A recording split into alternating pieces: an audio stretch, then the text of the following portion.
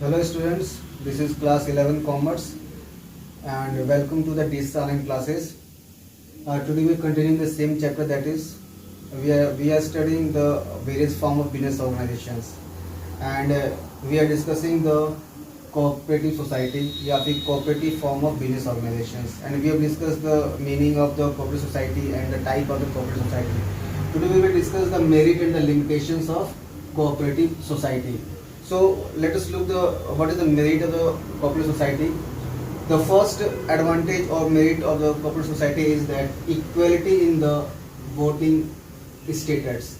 It means that इसका मतलब ये है कि कोई भी अगर मेंबर्स हैं किसी भी कॉर्पोरेट सोसाइटी के अंदर 10 मेंबर हैं, 15 मेंबर्स हैं, तो आपका जो वोटिंग राइट जो है आपके इन्वेस्टेड अमाउंट ऑफ कैपिटल के ऊपर डिपेंड नहीं करता है. ये जो है 1 पर्सन 1 वोट के ऊपर जो है ये इस प्रिंसिपल के ऊपर जो वर्क करता है. I mean to say that अगर कोई एक मेंबर है उसने जो 1 लाख रुपीज इन्वेस्टमेंट किया है, इन्वेस्ट किया उसके अंदर, कोई एक पर्सन है, कोई एक मेंबर है, उसने 50,000 जो है उसने इन्वेस्ट किया है, तो ऐसा नहीं है. जो डिफरेंसेस है इन्वेस्टमेंट का उसके बेस पर जो है आपका वोटिंग राइट डिसाइड नहीं होता है. ठीक है. सो यहाँ पर क्या है कि एक पर्सन एक वोट के प्रिंसिपल पर ये जो है रन करता है, इसीलिए यहाँ पर एक डेमोक्रेटिक स्टाइल ऑफ लीडरशिप यहाँ पर देखने को मिलता है. Next one is limited liabilities. The members of the corporate societies having limited liabilities. जितना उन्होंने अमाउंट इन्वेस्ट किया है इस सोसाइटी के अंदर, चाहे कॉर्पोरेट सोसाइटी के अंदर, उतने तक की उनकी लायबिलिटी बनती है. I mean to say that अगर जो है कॉर्पोरेट सोसाइटी अगर जो है बैंकरप्ट हो गया या जो उसके भी जितने भी डेप्ट्स हैं, तो वो डेप्ट्स अगर जो है फुलफिल नहीं हो पा रहा है इस कोऑपरेटिव सोसाइटी या कोऑपरेटिव ऑर्गेनाइजेशंस के एसेट्स को सेल करने के बाद भी अगर डेप्ट फुलफिल नहीं हो पा रहा है, तो यहाँ पर जो है जो मेंबर्स हैं उसके लायबिलिटी जो है, बस उनका कहने मतलब ये है कि वो अपने जेब से जो है अपने डेप्ट को फुलफिल नहीं करेंगे. उनका जो मैक्सिमम अमाउंट जो है डेप्ट पे करने का वो क्या है कि उन्होंने up to the amount invested in the such type of organisation, जितना उन्होंने अमाउंट इन्वेस्ट किया, अगर 50,000 अमाउंट इन्वेस्ट किया है तो 50,000 तक की उनकी लायबिलिटी बनती है लॉस को बियर करने के लिए. Next one is stable existence. Stable existence means हम लोगों ने देखा कि पार्टनरशिप के अंदर की जब पार्टनर्स नए आते हैं या किसी पार्टनर्स का डेथ होता है या कोई पार्टनर्स निकल जाता था, तो at meanwhile time the partnership का ऑपरेशन जो है रुक जाता है. But in the case of the cooperative society और कोऑपरेटिव फॉर्म ऑर्गेनाइजेशंस, उसका एग्जिस्टेंस जो है रुकता नहीं है, इसका ऑपरेशन जो है रुकता नहीं है, क्योंकि कोई मेंबर्स आए या मेंबर्स जाए उससे जो है बिजनेस ऑपरेशन पे कोई फर्क नहीं पड़ता है और आपका बिजनेस ऑपरेशन जो है वो टर्मिनेट नहीं होता है. Next is economic operations. देखिए हम लोग जानते हैं कि जो इस तरह का जो फॉर्म ऑफ ऑर्गेनाइजेशन जो है उसका मेन मकसद जो है प्रॉफिट अर्निंग नहीं होता. कंज्यूमर्स वेलफेयर, मेंबर्स वेलफेयर के उद्देश्य से जो है, मोटिव से जो है इसका फॉर्मेशन किया जाता है. ठीक है. तो how it is possible economic operations, जैसे कि हम लोगों ने डिस्कस किया था कि various type of cooperative organisations में हम लोगों ने पढ़ा था कंज्यूमर्स कोऑपरेटिव ऑर्गेनाइजेशंस या कंज्यूमर कोऑपरेटिव. उसमें क्या है कि in order to eliminate the middleman को एलिमिनेट करके जो है हम कॉस्ट ऑफ प्रोडक्शन मिडिलमैन को एलिमिनेट करके जो है हम क्या करते हैं, मैन्युफैक्चर से एक ह्यूज अमाउंट में जो है हम फिनिश गुड्स या फिर कंज्यूमर गुड्स परचेज करते हैं और वो गुड्स को जो है मेंबर्स को डिस्ट्रीब्यूट करते हैं.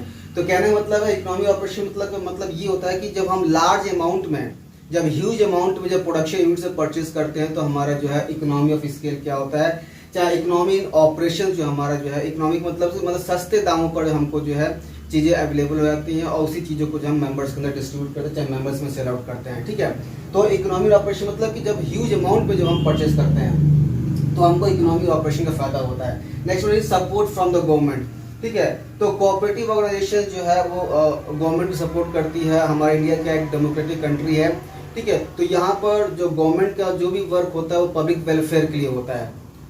जो भी वर्क होता है वो प्रॉफिट अर्निंग के लिए नहीं होता, वो पब्लिक वेलफेयर के लिए होता है. ठीक है. तो वही सेम वर्क जो है हमारा कोऑपरेटिव ऑर्गेनाइजेशंस कर रहा है, तो गवर्नमेंट जो है उनको फैसिलिटेट करती है कि ठीक है आप जो है सामाजिक कार्य कर रहे हैं, चाहे जो सोशल वेलफेयर के वर्क कर रहे हैं, तो हम आपको सपोर्ट करेंगे. ठीक है. तो in the form of subsidy के फॉर्म में या फिर जो है टैक्सेस रेट को लो करके जो है या फाइनेंशियल टेक्निकल असिस्टेंस प्रोवाइड करके जो है गवर्नमेंट जो है इस तरह के सोसाइटी को जो है हेल्प करती है. तो इससे तो गवर्नमेंट का जो है बराबर सपोर्ट मिलता रहता है। नेक्स्ट इसका मेरिट दिया हुआ इज ऑफ फॉर्मेशंस। इसको बनाने में बहुत ही सिंपल, बहुत ही लीगल फॉर्मेलिटीज की रिक्वायरमेंट नहीं होती है। मिनिमम 10 लोगों की रिक्वायरमेंट होती है, मैक्सिमम आप लोग जानते हैं अनलिमिटेड है, कोई इसमें प्रोविजन में दिया नहीं हुआ है। तो एक सिंपल सा जो है एक लीगल फॉर्मेलिटी जो फुलफिल करके जो हम कोऑपरेटिव सोसाइटी की फॉर्मेशन कर सकते हैं। So students, these are all the merit of the cooperative form of organizations. Let's look the limitations of the cooperative society or cooperative form of organizations. First is limited resources. तो सबसे पहला disadvantage limitation है इसका कि यहाँ पर जो है limited resources. It means that कि देखिए हम जानते हैं कि कोऑपरेटिव सोसाइटी के जो भी मेंबर्स होते हैं वेलफेयर के लिए वर्क करते हैं। जो भी अर्निंग होता है, चाहे जो भी सरप्लस होता है, वो सरप्लस जो है मेंबर्स के अंदर डिस्ट्रीब्यूट होता है in the form of dividend. ठीक है, तो डिविडेंड जो है वो बहुत ज्यादा डिविडेंड नहीं होता है। जो डिविडेंड का जो परसेंटेज है, चाहे प्रॉफिट का जो उनका जो शेयर है, वो ज्यादा नहीं होता है वो। ठीक है, तो इस कारण से क्या होता है कि इस तरह का जो सोसाइटी जो है बहुत ही लेस अट्रैक्टिव है इन्वेस्टर्स के लिए। इन्वेस्टर्स के लिए लेस अट्रैक्टिव है। तो सपोज कर लीजिए आप ही इन्वेस्टर्स हो, तो आप कहाँ पर पैसा खर्च करो जहां पर आपको मैक्सिमम रिटर्न मिल सके। ठीक है, लेकिन इस तरह की सोसाइटी में क्या है कि डिविडेंड्स जो है कम मिलता है, इसीलिए जो है इन्वेस्टर्स कम अट्रैक्ट होते हैं। और यहाँ पर जो रिसोर्सेज जो है, जो मेंबर्स हैं, जो भी अवेलेबल मेंबर्स है, उन्हीं के फाइनेंशियल रिसोर्सेज के थ्रू जो ये रन करता है। और हम बहुत ही हार्डली जो है ना इन्वेस्टर्स को अट्रैक्ट कर पाते हैं due to the low dividend declaration. ठीक है, so this is the next first limitations of the cooperative society. Next one is inefficiency in the management.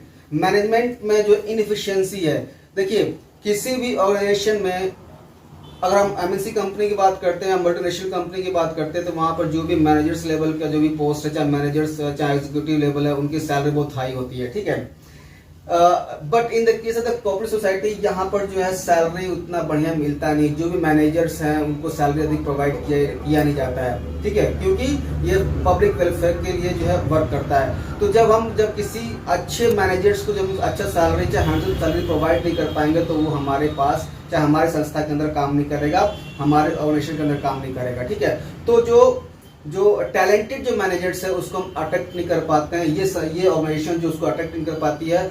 तो वही जो मेंबर्स के अंदर जिसके पास थोड़ा मुझे एक्सपीरियंस है मैनेज करने का, कंट्रोल करने का, वही लोग जो है इस संस्था को जो है कंट्रोल करते हैं, इस ऑर्गेनाइजेशन को कंट्रोल करते हैं, जिनके पास जो है मैनेजर स्किल्स की कमी होती है, टेक्निकल स्किल्स की कमी होती है। बस एक ऑपरेशंस को जो है फुलफिल करने के लिए, एक जो रूटीन वर्कआउट को जो है प्रमोट करने के लिए जो है गाइडलाइन, सिंपल से गाइडलाइन प्रोवाइड करते हैं यहाँ के मेंबर्स। यहाँ पर जो है टेक्निकल या मैनेजमेंट स्किल्स की कमी होती है मैनेजर्स के पास, बिकॉज क्योंकि उनको अच्छा सैलरी प्रोवाइड नहीं कर पाते, इसलिए अच्छे मैनेजर्स यहाँ पर अट्रैक्ट नहीं होते हैं।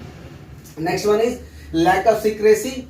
लैक ऑफ सीक्रेसी मीन्स जो भी मीटिंग होता है मेंबर्स के अंदर, जो भी मीटिंग होता है वो ओपन मीटिंग होता है, सभी मेंबर्स उसके अंदर इनवाइटेड होते हैं। ठीक है, और as per the society act 7, as per society act 7 के अंदर क्या है, ये इस ऑर्गेनाइजेशन का ऑब्लिगेशन बनता है कि जो भी मीटिंग हो रहा है, जो भी डिसीजन लिया जा रहा है, उसको जो डिस्क्लोज किया जाए। ठीक है, according to the society act 7। तो यहाँ पर जो है जो भी डिस्कशन के अंदर जो भी मैटर्स हैं, जो भी सीक्रेट मैटर्स हैं, उसका जो है सीक्रेट हो पाना बहुत ही मुश्किल होता है, क्योंकि ये जो एक वॉलंटियर एसोसिएटेड पीपल है, अगर हम आज हम इस ऑर्गेनाइजेशन के अंदर हैं, कल नहीं है, कल हम छोड़ के चले गए, तो मे भी हम जो है इस ऑर्गेनाइजेशन के सीक्रेट थिंग्स को जो हम बाहर लीक आउट कर सकते हैं। ठीक है, तो जो वॉलंटियर एसोसिएशन ऑफ पीपल है, जो easy to come, free to exit, तो ये चीज जो है सीक्रेसी को जो है कम करता है। Next one is government control. अब जो है जैसे कि हम लोगों ने पढ़ा कि गवर्नमेंट कंट्रोल, आपका कोऑपरेटिव सोसाइटी जो है गवर्नमेंट का सपोर्ट पाती है, क्योंकि गवर्नमेंट का वेलफेयर वर्क होता है, और उसी वेलफेयर वर्क को जो है ये सोसाइटी जो है प्रमोट करती है। ठीक है, तो इसमें क्या है, तो गवर्नमेंट जो है टाइम टाइम ऑडिट करवाती है, अकाउंट का सबमिशन ऑफ अकाउंट करती है, ताकि जो पब्लिक वेलफेयर, जब गवर्नमेंट जो है सब्सिडी प्रोवाइड करती है या टैक्स रेट को जो है लो करती है, ठीक है, तो इस कारण से जो है गवर्नमेंट जो है इसमें जो गवर्नमेंट के इंटरफेरेंस जो है डेली मतलब कि गवर्नमेंट के interference in the form of auditing of account, in the form of submission of account के रूप में होता है, और वो जो है बिजनेस को जो है नेगेटिवली अफेक्ट करता है। जो फिफ्थ दिया हुआ है डिफरेंसेस ऑफ ओपिनियन, बहुत से मेंबर्स का जो है डिफरेंट ओपिनियंस है, तो कभी कभी क्या होता है कि मेंबर्स के बीच में कॉन्फ्लिक्ट हो जाता है, ठीक है, तो कॉन्फ्लिक्ट होने के कारण जो बिजनेस ऑपरेशन जो है रुक जाता है। So these are all the limitations of the corporate society. I think आपको ये जो है मेरिट्स और लिमिटेशन समझ में आया होगा। In the next video we will continue the same topic. Till then thank you, have a good day.